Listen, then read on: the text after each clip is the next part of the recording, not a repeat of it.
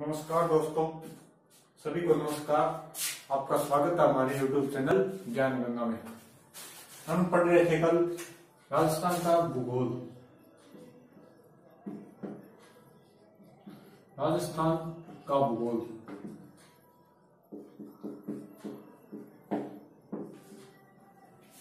और राजस्थान का भूगोल पढ़ रहे थे तो सबसे पहले हमने राजस्थान के नामकरण के बारे में कल पढ़ा था। राजस्थान का नामकरण पढ़ा था कल हमने, तो एक बार दोबारा इसको रिपीट मार लेते हैं। फिर आज शुरू करेंगे राजस्थान की स्थिति के बारे में कि राजस्थान की स्थिति क्या है। तो एक बार इसका रिपीट मार देते हैं राजस्थान के नामकरण का, जो कल हमने पढ़ा। सबसे पहले हमने देखा कि ऋग्वेद में ब्रह्मपुत्र, रामायण काल में ऋषि वाल्मीकि की रामायण काल में,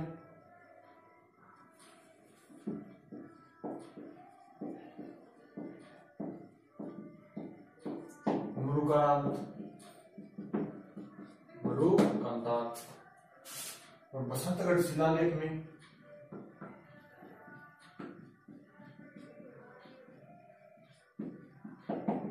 राजस्थान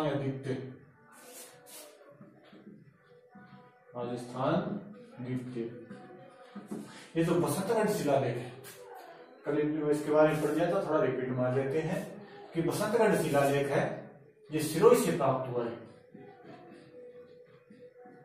सिरोही से प्राप्त हुआ है और 625 ईस्वी में प्राप्त हुआ है। 625 ईस्वी का ये सिरोही से प्राप्त हुआ, 625 ईस्वी का है। और ये चावड़ा वंश के एक वंश था, चावड़ा वंश है। इसके शासक थे ब्रह्मलाल।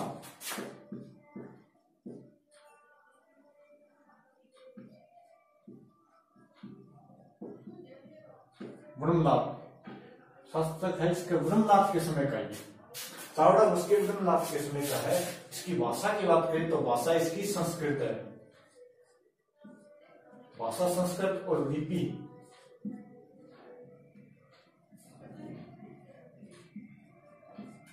कुटिल इसकी लिपि है। बसंतगढ़ शिलालेख सिरोही से प्राप्त हुआ है। इसके अंदर राजस्थान का नाम मिलता है लिखित रूप में। सबसे पहले लिखित रूप की बात की जाए तो ये सबसे पहले लिखित रूप में नाम मिलता है राजस्थान का, राजस्थान द्वीप सिरोही से प्राप्त हुआ 625 ईस्वी में। चावड़ा वंश के शासक ब्रह्मलाल के समय का है और इसकी भाषा संस्कृत लिपि है, कुटिल लिपि। अगर हम बात करें ब्रिटिश काल की, तो ब्रिटिश काल में इसको राजपुताना कहा गया। और एक ग्रंथ आता है मनोज से लिख्यात, और एक राजरूपक जो वीरवान का है, इसमें राजस्थान शब्द का प्रयोग मिलता है। इसमें भी राजस्थान शब्द का प्रयोग मिलता है। ब्रिटिश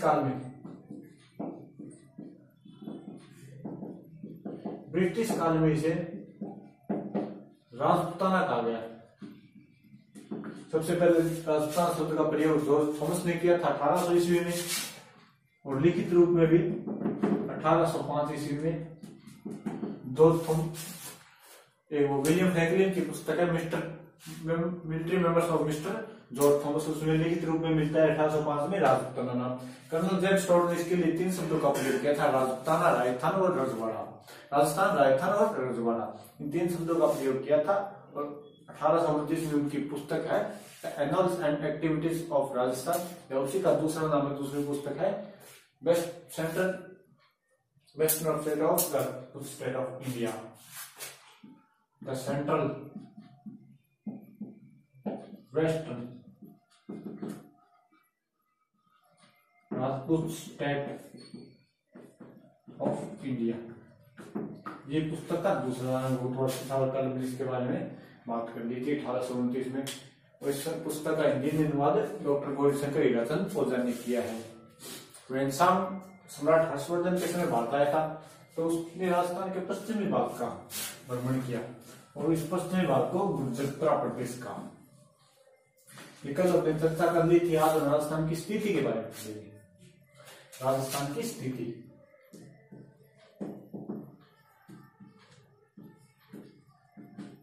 राजस्थान की स्थिति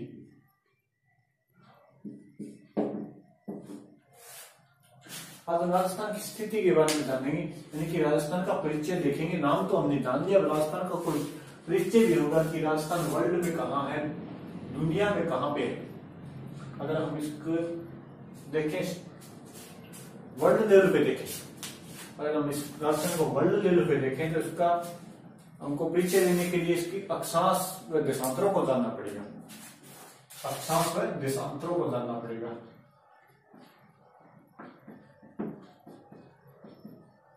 अक्षांश व देशांतर रेखाएं, और इन अक्षांश व देशांतर रेखाओं को जानने के लिए हम सबसे पहले शुरुआत करते हैं पृथ्वी से।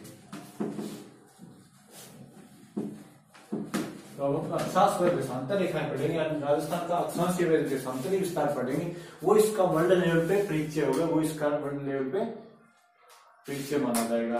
यानी कि अगर हम दूसरी जगह जाकर, या हमें कहीं पे गोला गिराना है, यानी मानो पाकिस्तान में हमें कहीं पे गोला गिराना है, लाहौर पे गिराना है, तो हम उसका क्या करेंगे, ये कैसे पता चलेगा कि यहाँ पे लाहौर है, तो वो हम क्या करेंगे कि अक्षांश व देशांतरों के माध्यम से ही उस स्थान का एग्जैक्ट पता लगता है।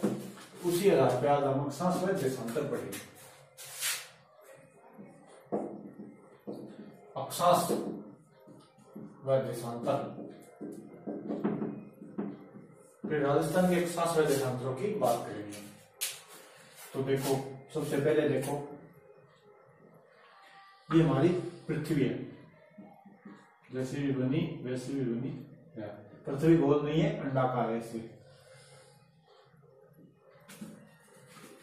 चलो, बहुत बढ़िया बन गई। ये हमारी पृथ्वी है। अगर हमें ये मान लो गोला है, गोला, अगर इसको बीच में से काटना है, यानी कि शेप मान लो, अपने शेप को अगर बीच में से काटना है, बिल्कुल बीच में से काटना है, तो ऐसे शेप है, ये शेप मान लो, ये शेप हो गया। अगर बीच में से इसको ऐसे काटेंगे तो बिल्कुल बीच में से काटेंगे, तभी इसके दो बराबर बराबर भाग होंगे। यानी कि यहां से हम पृथ्वी को बिल्कुल सेंटर में से इसको काट देते हैं, गलत, इसको बिल्कुल सेंटर में से इसको काट देते हैं।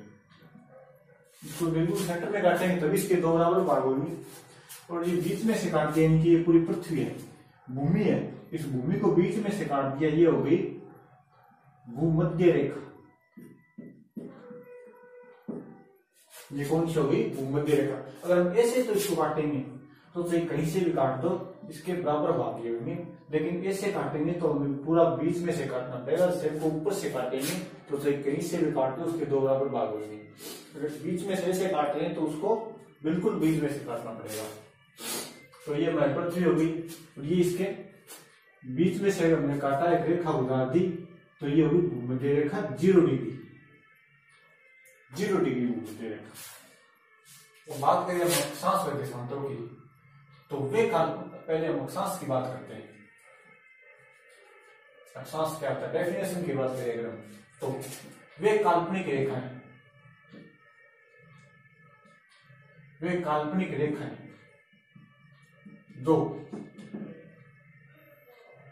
पूर्व से पश्चिम की ओर गुजरती है। वे काल्पनिक रेखा जो पूर्व से पश्चिम की ओर खींची जाती है, गुजरती है, या खींची जाती है, दर्शाई जाती है, वे अक्षांश रेखाएं कहलाती है। यानी कि ये काल्पनिक रेखा है, मैंने मान ली है, ये पृथ्वी में सच में कहीं पे भी नहीं है, ये सिर्फ काल्पनिक मानी हुई रेखाएं है पृथ्वी के स्थानों की स्थिति जानने के लिए। तो ये पृथ्वी है, इसको हमने एक तो बीच में से काट दिया, इसमें तो कोई सेंटर, कोई डायरेक्शन या दिशा की आवश्यकता नहीं है। अगर हम यहाँ पे देखें, बात करते हैं दिशा की, ये हमारी पूरी पृथ्वी हो गई। अब ये पूरी पृथ्वी हो गई, अगर इसके अंदर दिशा की बात करें, ये रीजनिंग में भी आता है दिशा वाला, तो राइट लेफ्ट दाएं बाएं, तो अगर हम दिशा की बात करें तो चाहे किधर भी हो, चाहे किधर भी अपना मुंह, चाहे किधर भी बैठे हो, सबसे ऊपर में उत्तर हो जाएगा। यहाँ पे उत्तर लिख लिया, यहाँ पे भी उत्तर लिख दिया, सबसे ऊपर में उत्तर हो गया, उत्तर के जस्ट अपोजिट दक्षिण हो गया। पेज के हमेशा ऊपर की साइड, चाहे किधर भी मुंह हो हमारा, किस साइड भी मुंह हो, कैसे बैठे हो, पेज के ऊपर की साइड हमेशा उत्तर हो गई। तो उत्तर के अपोजिट में हमेशा दक्षिण हो गया, यानी कि इस भूमध्य रेखा ने पृथ्वी को उत्तर और दक्षिण दो बराबर भागों में बांट दिया। ये उत्तरी गोलार्ध, ये दक्षिणी गोलार्ध हो गया। अब दिक्कत आती है पूर्व और पश्चिम में की, ये पूर्व है, ये पूर्व है, दिक्कत यहाँ पे आती है। तो यहाँ पे दिक्कत आती है, तो जिधर भी चाहे हमारा मुंह किधर भी हो, हमारा मुंह है किधर भी हो, पेज के हमेशा ऊपर की साइड में क्या होगा, उत्तर होगा, नीचे की साइड में दक्षिण होगा। तो हमारा लेफ्ट राइट हैंड जो दाया हाथ है, जो दाया हाथ है, राइट हैंड है, उस साइड हमेशा ही पूर्व होगा। ये मेरा राइट हैंड ये हो गया, यानी कि दाया हाथी हो गया, इस साइड मेरा पूर्व हो गया, लेफ्ट हैंड यानी कि बाएं हाथ की तरफ पश्चिम हो गया, तो यहाँ पे पश्चिम। यानी कि अगर मैं इस तरफ मुंह कर लूंगा, ऐसे मेरे सामने पेज है, जैसे मैंने एक बुक ली, अब ये उत्तर हो गया, ये मेरे सामने से ऊपर की तरफ ये उत्तर, ये दक्षिण हो गया।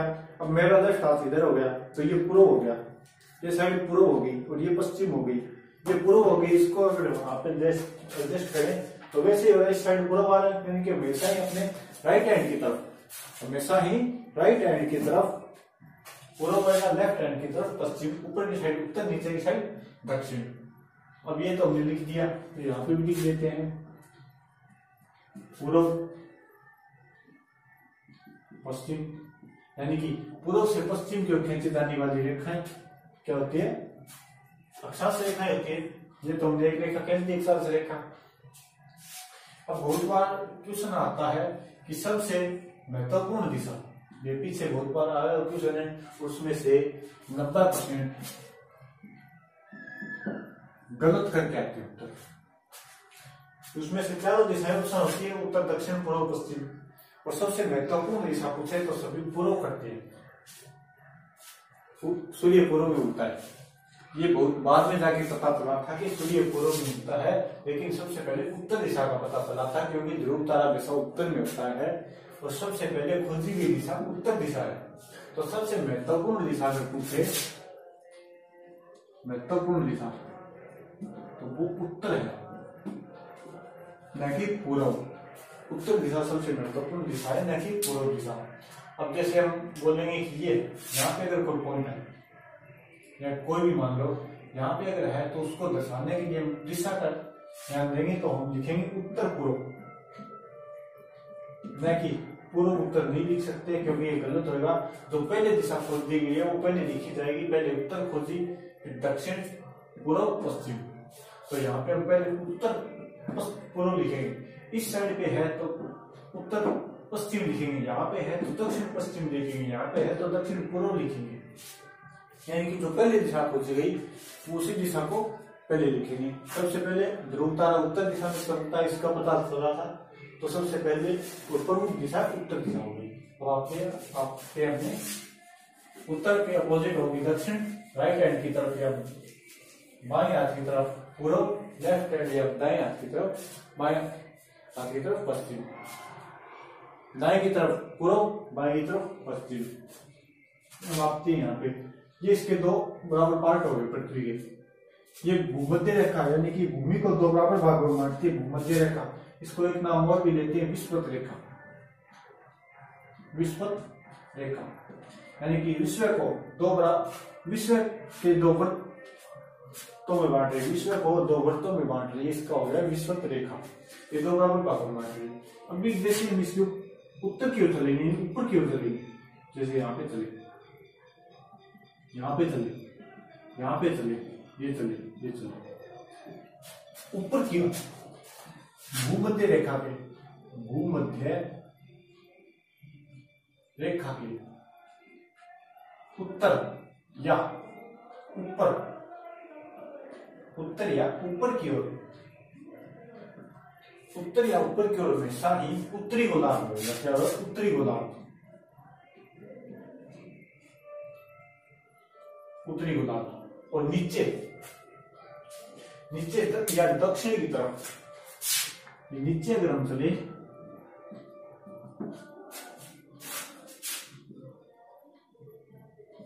नीचे या दक्षिण की तरफ,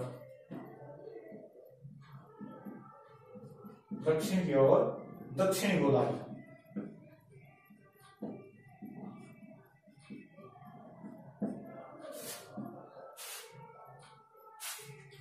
जैसे हम भूमध्य रेखा से ऊपर की ओर जाते हैं, उत्तर दिशा की ओर जाते हैं, ऊपर या उत्तर दिशा एक ही बात है, तो उत्तरी गोलार्ध होगा। अगर नीचे की ओर आते हैं तो दक्षिणी गोलार्ध होगा।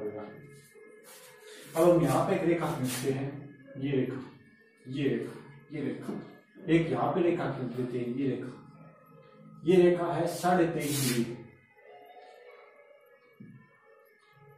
ये रेखा 23.5 डिग्री, ये भी 23.5 डिग्री, दोनों 23.5 डिग्री है।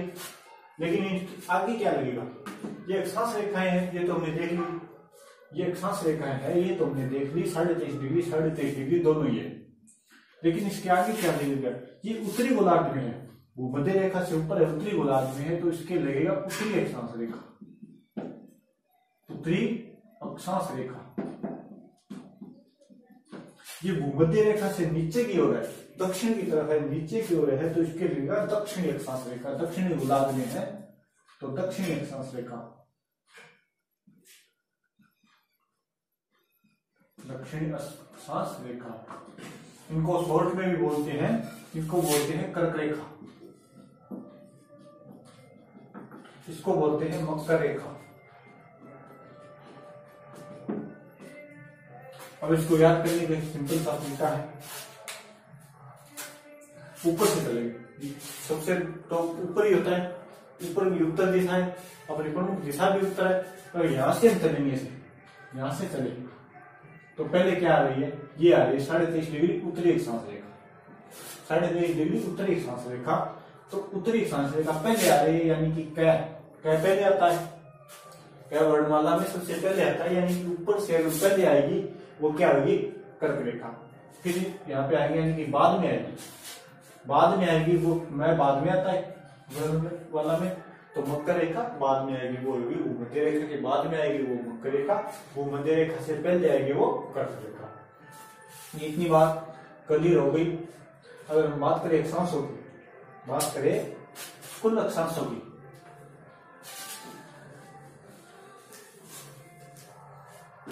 कुल अक्षांशों की अगर हम बात करें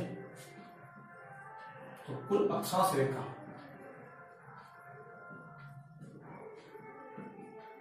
कुल अक्षांश रेखाओं की बात करें तो ये है 181 अक्षांश रेखा,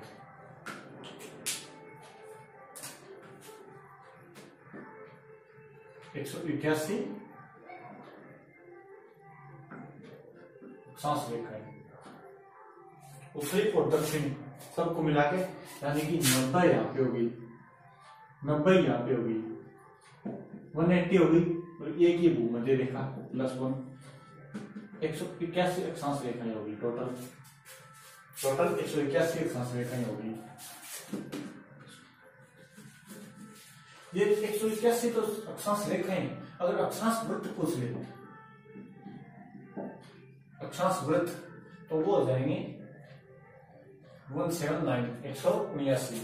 अक्षांश वृत्तों की अगर संख्या पूछे तो वो हो जाएगी 179, और अक्षांश रेखाओं की संख्या अगर पूछे तो वो हो जाएगी 181। अक्षांश रेखाओं की संख्या 181, अक्षांश वृत्तों की संख्या 179। अब हम बात करते हैं देशांतर रेखाओं की। ये तो हमने देख ली अक्षांश रेखाएं, वे काल्पनिक रेखाएं जो पूर्व से पश्चिम की ओर खींची जाती है, अक्षांश रेखाएं कहलाती है। और एक बात हो जाएगी कि अक्षांश रेखाएं किसी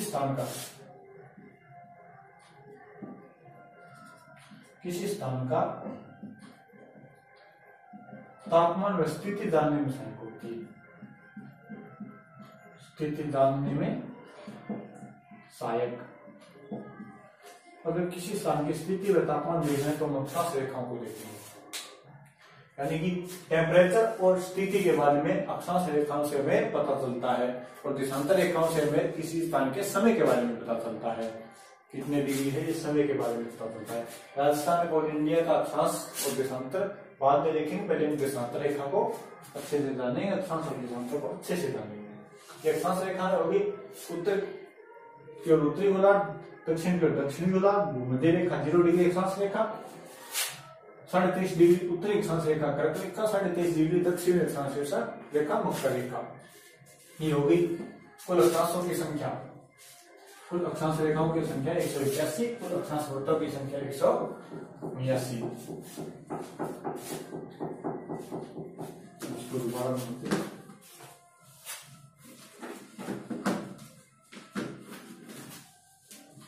सबसे महत्वपूर्ण दिशा में देख ली उत्तर दिशा। अब हम देखते हैं देशांतर रेखा।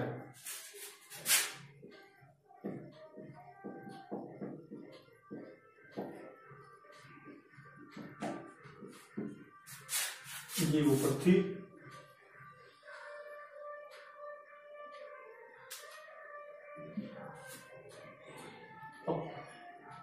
वो पहले मैंने आपको बताया था अगर सेब को ऊपर की साइड से काटेंगे तो कहीं से भी काट दो वो 2 बराबर भागों में कटेगा।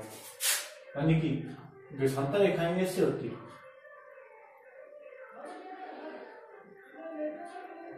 ऐसे ऐसे, ये करके ये करके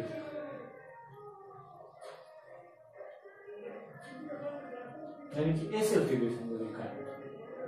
ये पॉइंट और ये पॉइंट में सभी रेखाएं मिलती है यहाँ पे, और यहाँ पे तो सभी रेखाएं मिलेगी, लेकिन बीच में से ये फैली हुई होगी।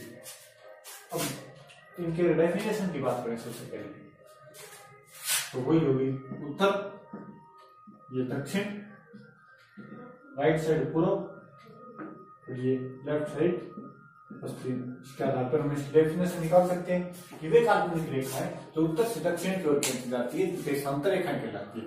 वे काल्पनिक रेखाएं जो उत्तर से दक्षिण की ओर खींची जाती है। ये काल्पनिक शब्द बहुत जरूरी है। वे काल्पनिक रेखाएं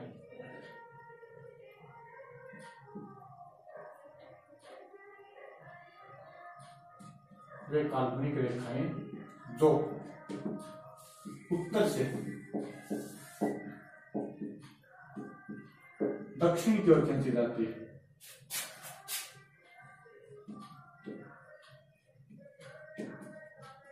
दक्षिण की ओर खींची जाती है अक्षांश रेखाएं कहलाती है। ये किसी स्थान का समय जानने में सहायक होती है। समय जानने में सहायक, आगे बढ़ेंगे कैसे होती है सहायक समय जानने में। अक्षांश रेखाएं वे काल्पनिक रेखाएं जो उत्तर से दक्षिण की ओर खींची जाती है, उत्तर से दक्षिण की ओर खींची जाती है अक्षांश रेखा कहलाती है। किसी स्थान का समय जानने में सहायक होती है।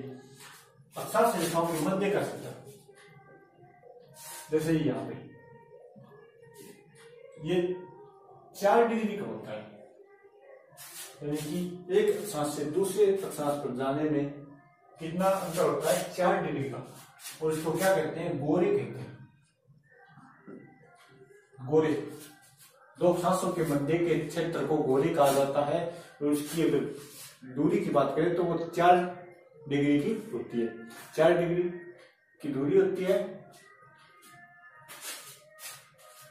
4 डिग्री की दूरी होती है। इसको पार करने में 4 मिनट का समय लगता है। यानी ये अक्षांश पार कर लिया तो 4 मिनट आगे चले जाएंगे। वो आगे आराम से बताएंगे आपको तो समझ में आ जाएगा। ये देखिए अक्षांश रेखा होगी। अब ये होगी भूमध्य रेखा, भूमध्य रेखा। इधर होगी उत्तरी गोलार्ध में उत्तरी अक्षांश, ये होगी दक्षिणी अक्षांश। अब अगर बात करें कि पता कैसे चले कि अक्षांश है या देशांतर, छोड़ो डेफिनेशन को, ये डेफिनेशन याद नहीं है किसी को बताए। हमें तो सिंपल ये दे दिया, अब बताओ इसके अंदर कौन सी अक्षांश रेखा है। तो ट्रिक से याद करते हैं, अक्षांश दिखते हैं। अक्षांश कैसे दिखते हैं, ऐसे ऐसे दिखते हैं अक्षांश रेखा, ऐसे दिखते हैं अक्षांश। और देशांतर कैसे दिखते हैं, ऐसे दिखते हैं। यानी कि ऐसे खींची जाने वाली रेखाएं पृथ्वी के ऊपर ऐसे अगर खींची हुई रेखाएं हैं तो वो कौन सी होगी, अक्षांश रेखाएं। और अगर ऐसे खींची हुई है तो वो देशांतर रेखाएं होगी। इनके नाम भी लिखा हुआ है। अक्षांश रेखा ऐसे खींची, देशांतर रेखा ऐसे खींची, ऐसे अक्षांश लिखने से देशांतर लिखते तो पता चल जाएगा। अक्षांश और देशांतर के अंदर अंतर भी पता चल जाएगा। कोई दिक्कत नहीं है अक्षांश और देशांतर को पहचानने में। डेफिनेशन याद हो या ना हो, हमें तो इन्हें पहचानना है। अब अगर बात करें हम राजस्थान की और अपने इंडिया की, तो ये पृथ्वी को दोबारा बनाएंगे, चाहे जितनी बार मतलब अपनी मर्जी। पृथ्वी होगी, ये विश्व हो गया, इसको 4 भागों में बांट दिया। अब अगर राजस्थान की स्थिति के बारे में बात करें, राजस्थान की स्थिति पढ़ते हैं, तो राजस्थान की स्थिति बात करें तो राजस्थान यहाँ पे, राजस्थान यहाँ पे, इस जगह पे क्या है, राजस्थान। तो राजस्थान की स्थिति क्या हो गई, ये उत्तर हो गई, ये दक्षिण हो गई, ये पूर्व, ये पश्चिम हो गई, सॉरी ये पूर्व हो गया और ये पश्चिम हो गई, उत्तर दक्षिण पूर्व पश्चिम। राजस्थान कहाँ पे इस साइड है, तो विश्व के राजस्थान उत्तर पूर्व में स्थित है। अगर पूछ ले कि विश्व के राजस्थान किस दिशा में स्थित है या किस साइड स्थित है, तो विश्व के राजस्थान उत्तर पूर्व में स्थित है। एशिया महाद्वीप के राजस्थान दक्षिण पश्चिम में स्थित है। एशिया महाद्वीप है, इसके कहा है दक्षिण पश्चिम में। और भारत के उत्तर पश्चिम में। ये तो इसकी सिंपल बात है, अभी सभी को याद है, सभी को आती है। विश्व के उत्तर पूर्व में, एशिया के दक्षिण पश्चिम में और भारत के उत्तर पश्चिम में। अगर हम बात करते हैं राजस्थान के अक्षांश में देशांतरों की,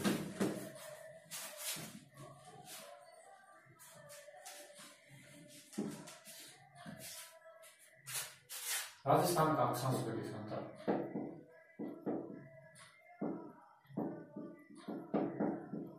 राजस्थान का अक्षांश, तो ये अपना राजस्थान हो गया।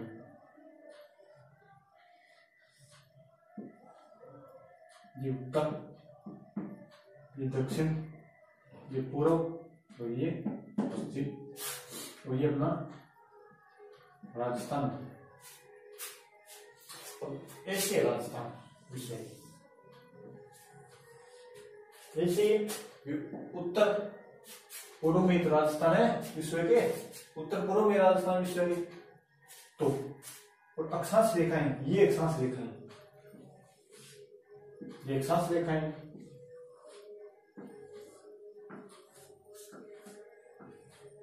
ये अक्षांश रेखाएं हो गई। तो भूमध्य रेखा से तो ऊपर है राजस्थान, भूमध्य रेखा से यानी कि पूर्व उत्तर पूर्व में आ गया, तो भूमध्य रेखा से ऊपर।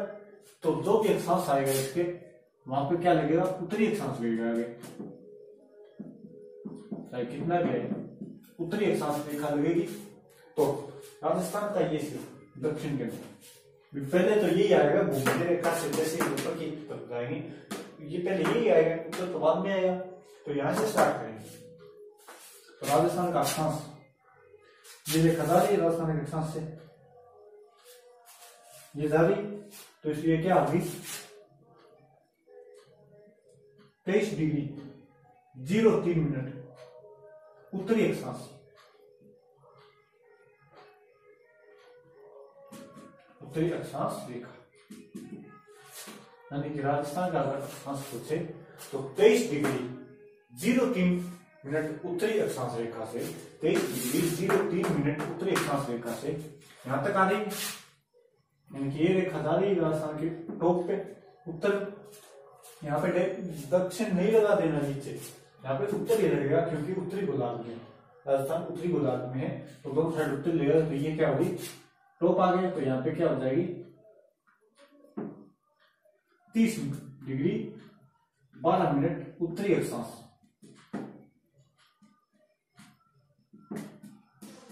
30 डिग्री 12 मिनट उत्तरी अक्षांश रेखा, यानी कि राजस्थान का अगर अक्षांश के विस्तार पूछे तो 23 डिग्री 03 मिनट उत्तरी अक्षांश रेखा, उत्तरी अक्षांश से 30 मिनट 30 डिग्री 12 मिनट उत्तरी अक्षांश रेखा।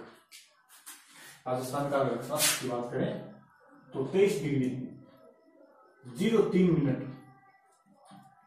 उत्तरी अक्षांश से 30 डिग्री 12 मिनट 30 डिग्री 12 मिनट उत्तरी अक्षांश। ये राजस्थान का अक्षांशीय विस्तार है, यानी कि यहां से स्टार्ट यहां से होगा ना कि यहां से होगा, क्योंकि ये भूमध्य रेखा यहाँ पे जा रही है तो इससे ऊपर की तरफ जाएंगे तो पहले ये सिरा आएगा दक्षिण वाला, ना कि उत्तर वाला या पूर्व या पश्चिम। पहले ये सिरा आएगा तो यहां से स्टार्ट होकर यहाँ पे जाएगा, यानी कि बांसवाड़ा से स्टार्ट होकर गंगानगर पे जाएगा। तो राजस्थान का अक्षांशीय विस्तार क्या हो गया? 23 डिग्री 03 मिनट उत्तरी अक्षांश से 30 डिग्री 12 मिनट उत्तरी अक्षांश से राजस्थान का अक्षांशीय विस्तार हो गया। अगर हम बात करें राजस्थान के कि कितने अक्षांशों के मध्य स्थित है, तो राजस्थान 60 डिग्री 9 मिनट अक्षांशों के मध्य स्थित है। 60 डिग्री 9 मिनट अक्षांशों के मध्य संपूर्ण राजस्थान स्थित है। 60 डिग्री 9 मिनट अक्षांशों के मध्य स्थित है। इसको माइनस करेंगे 30-12 में से 23-03 को, कुछ किताबों में ये 23 डिग्री 3 मिनट में मिल जाता है, वो भी कोई गलत नहीं है, सही है, ये भी सही है। अगर हम बात करें देशांतर की, देशांतर रेखा की, तो ये देशांतर रेखा जा रही है, ये देशांतर रेखा जा रही है। तो सबसे पहले ये सिरा आएगा पश्चिम वाला, ये पश्चिम वाला सिरा आएगा और बाद में आएगा ये पूर्व वाला। लेकिन ये पूर्वी गोलार्ध में हो गया, ये हमने 4 पार्टों में इसको डिवाइड कर रखा है, तो ये पूर्वी गोलार्ध में हो गया। इधर तो ऊपर की साइड उत्तर में, इधर पूर्वी गोलार्ध में हो गया, तो हमेशा देशांतर क्या लगेगा? पूर्वी गोलार्ध में क्या लगेगा? पूर्वी देशांतर।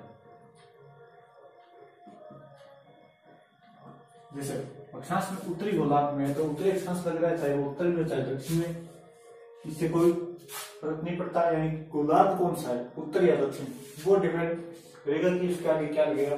तो वैसे ये पूर्वी गोलार्ध में है राजस्थान, तो यहाँ पश्चिम से शुरू होगा, लेकिन पूर्वी गोलार्ध लगे, पूर्वी देशांतर इसके आगे लगेगा। तो राजस्थान का अक्षांशीय विस्तार तो हमने देख लिया 23-03 से 30-12, 23-03 से 30-12। अगर हम राजस्थान के देशांतरी विस्तार की बात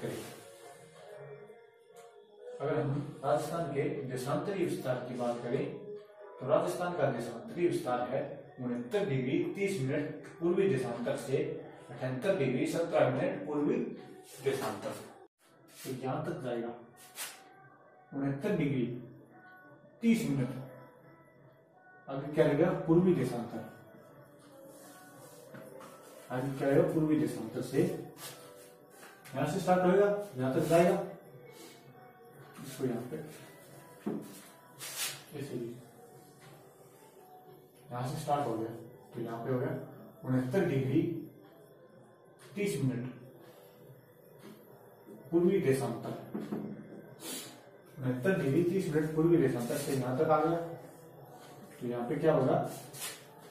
78 डिग्री 17 मिनट पूर्वी देशांतर। 69 डिग्री 30 मिनट पूर्वी देशांतर से 78 डिग्री 17 मिनट पूर्वी देशांतरी राजस्थान का देशांतरीय विस्तार है। अगर हम बात करें इसकी दोबारा,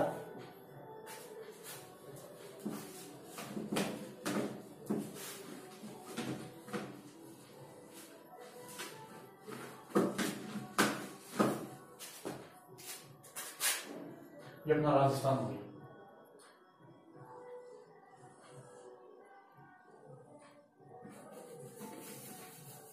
ये अपना राजस्थान हो गया। ये उत्तर दिशा होगी, ऊपर की साइड, नीचे की साइड दक्षिण दिशा, राइट हैंड पूर्व, लेफ्ट हैंड पश्चिम। अक्षांश की बात करें तो यहां से स्टार्ट होगा 23 डिग्री 03 मिनट, 23 डिग्री 03 मिनट उत्तरी अक्षांश रेखा, उत्तरी अक्षांश यहां तक आएगा। 30 डिग्री 12 मिनट, उत्तरी अक्षांश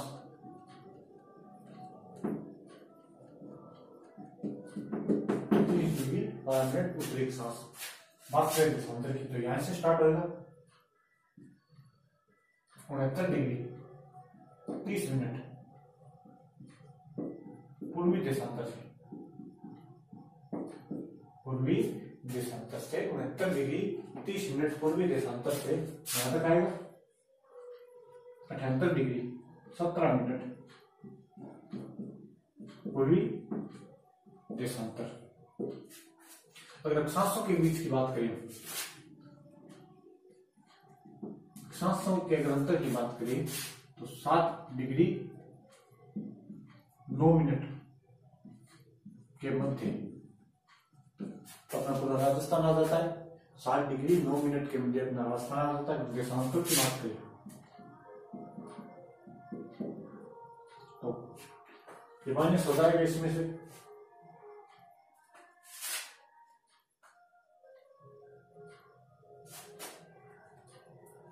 माइनस हो जाएगा इसमें से, तो यहाँ पे माइनस होने के बाद बचेगा